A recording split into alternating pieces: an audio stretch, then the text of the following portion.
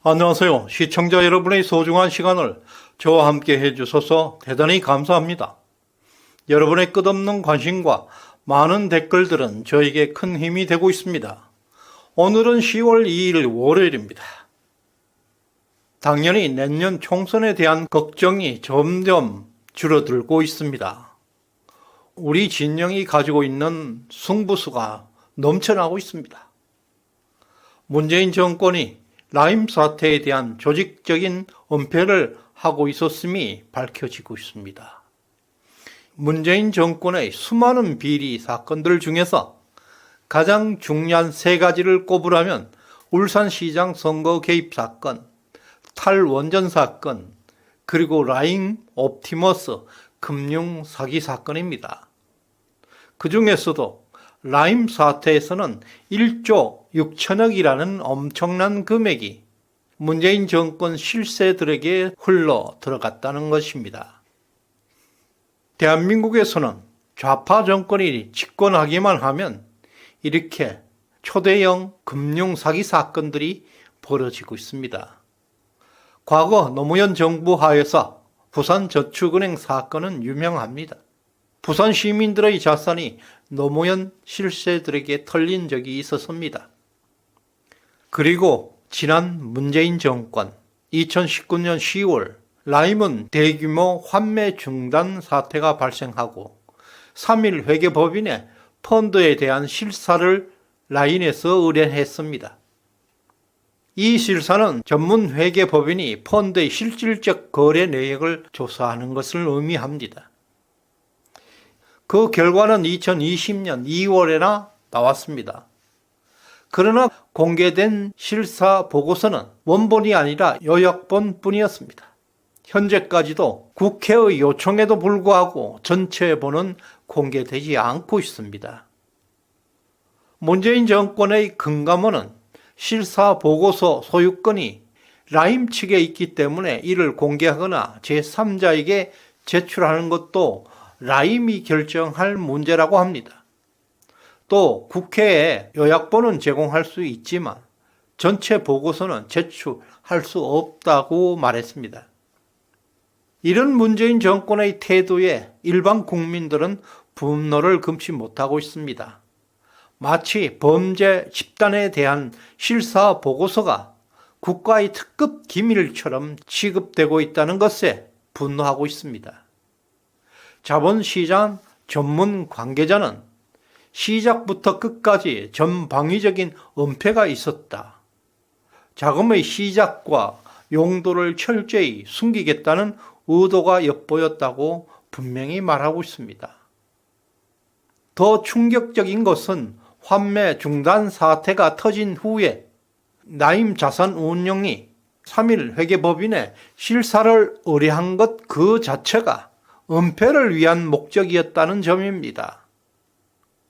범죄를 밝혀내기 위한 목적이 아니라 자기 자신들의 범죄 행각을 묻기 위해서 은폐하기 위한 완전 범죄를 계획한 것으로 보입니다. 실사 보고서 표지에는 본 보고서에 수신인으로 기재되어 있지 않거나 3일 회계 법인이 제시한 홀드 하머리스 레터라는 면책 동의서에 서명해서 이를 제출하지 아니한 자는 본 보고서에 접근할 권한이 없음을 알려드립니다. 라는 경고 문구가 달려 있습니다. 이 같은 면책 동의서는 이 문서로 인해서 발생할 수 있는 법률적 책임을 지지 않겠다는 경고입니다. 이러한 썸뜻한 경고문이 붙어 있는 것만 봐도 라임 사태가 얼마나 중대하고 또 최고 수준의 권력자들이 개입되어 있다는 것을 암시하고 있습니다. 더구나 국회의 공개 요청까지 거부할 수 있다는 것은 문재인 정권이 범죄 집단을 보호하고 있다는 사실을 더욱 확실하게 알려주고 있습니다. 월간조선 보도에 따르면 이 전체본을 소유하고 있는 사람을 만났고 전체본은 1, 2차로 작성되어 있고 실사 보고서가 총 494쪽으로 이루어져 있다고 합니다. 이 사실 역시 라임 사태의 심각성을 더욱 부각시키고 있는데요. 더 수상한 점은 금융정보분석원이 포착한 라임 거래의 손실과 그 손실 배경을 의도적으로 누락시켰다는 점입니다.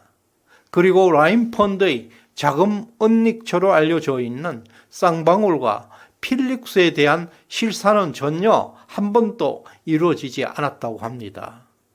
쌍방울의 김성태, 필릭스의 배상윤은 모두 이재명과 연결되어 있는 핵심 인물로 알려져 있습니다.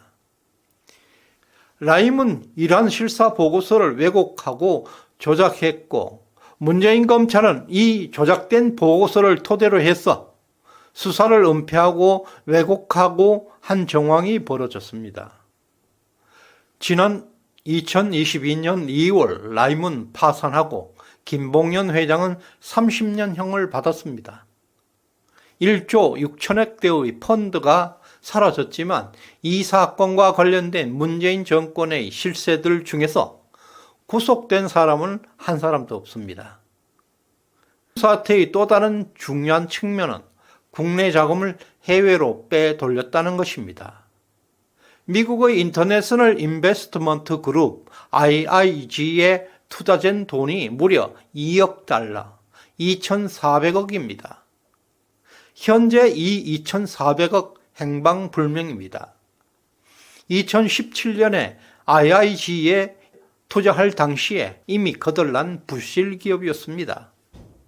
2019년에 미국 증권협회는 IIG에 대해 사기 혐의로 증권업 투자 등록까지 말소하고 모든 자산을 동결한 상태였습니다.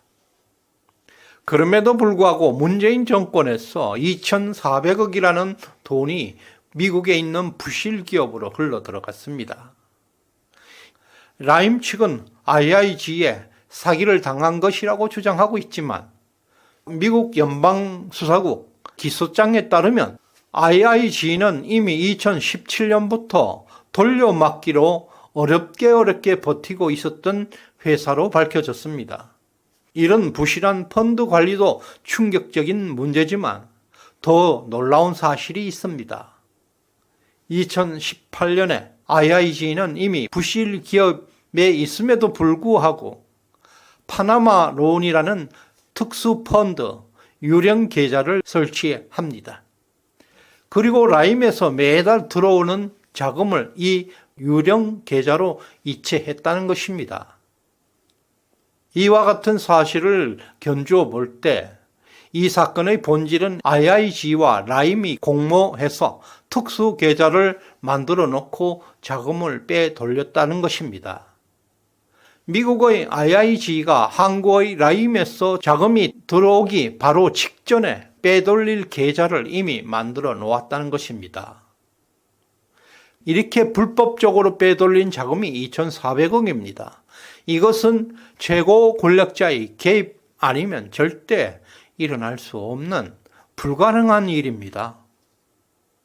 또 미국 FBI 기소장에 따르면 IIG를 통해서 한국 자금을 빼돌린 라임 자산운용의 직원의 이름까지 등장하고 있다고 합니다. 지금부터 이원석, 이복현 등의 윤석열 검찰 라인의 추적이 본격 시작되고 있습니다. 미국 법원 기록에는 라임 측에서 미국 FBI 수사에 협조했다는 조건으로 IIG의 돈을 빼돌린 라임 직원의 신원은 비밀로 해달라는 요청까지 했다고 합니다. 이미 한국 검찰은 유령 계좌로 2,400억을 빼돌린 한국 사람이 누구인지 알고 있을 것으로 추정되고 있습니다. 현재 미국 증권협회 SEC와 미국 연방수사대 FBI는 IIG가 사기친 금액이 약 2억 달러 중에서 9,500만 달러, 약 1,100억이라고 확정하고 있습니다. 나머지 1억 500만 달러, 약 1,300억은 파나마 론이라는 유령 페이퍼 컴퍼니의 계좌에 흘러 들어갔다는 것으로 확인되었습니다. 다시 말해서 라임이 보낸 2억 달러 중에서 1,100억 원 IIG가 중간에 먹었고 나머지 1,300억 원은 라임의 유령 계좌로 흘러 들어갔다는 것이 확인된 것입니다. 이와 관련해서 최고 권력층이 연관되어 있다는 의혹이 강하게 제기되고 있는 상황입니다. 최근 양산문이 불안과 초조한 모습을 보이고 있습니다. 아마도 검찰의 이러한 수사 정보가 양산까지 전달되고 있는 것으로 보입니다. 양산문은 이른 새벽밥을 먹고 천리길 서울까지 달려와서 이재명 병문안을 하고 돌아갔습니다. 그리고 심지어 전직 대통령이 되는 신분으로 내년 총선에서 꼭 승리를 강력하게 요구한다는 메시지를 민주당에 전달하고 있는 것은 불안의 극치를 보여주고 있습니다. 1부는 여기에서 마무리하겠습니다. 2부에서는 라임의 해외 불법 송금에 대한 수사 진행 상황을 다룰 예정입니다. 많은 관심과 시청 부탁드리겠습니다. 끝까지 시청해 주셔서 고맙습니다.